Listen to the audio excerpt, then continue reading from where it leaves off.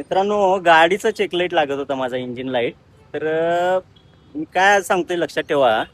मध्यंतरी मुंबईला एकदा गेलो तुम्ही, आणि मुंबईला जात असताना पुण्यामध्ये एकदा माझी गाडीचा परत एकदा चेकलाईट लागला होता. त्यावेळेला मी कंपनीत दाखवलं होतं.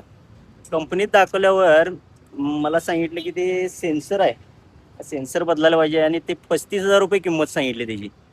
35,000 किंमत सांगितली, आणि गाडी एक दिवस पुण्यात ठेवायला पाहिजे अशा पद्धतीनं तिथं कंपनीत सांगितलं. मी तिथनं फोन केला. आमचे मिस्त्री आहेत, किरण दादा, पप्पू दादा. तर त्यांना फोन केल्यानंतर त्यांनी गाडी घेऊन या म्हटले. मग मुंबई मी दौरा केला तसंच, आणि गाडी घेऊन आलो.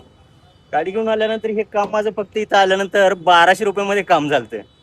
तर कंपनीत गाडी दाखवायला हरकत नाही, पण आपले जे लोकल जे काय काम करणारे आपल्या विश्वासू लोक असतात, मिस्त्री असतात, तर त्यांच्याकडे निश्चितपणानं हे म्हणजे आपला बराच खर्च वाचू शकतो असं मला वाटतंय. हे माझा स्वतःचा अनुभव आहे म्हणून तुम्हाला सांगतोय.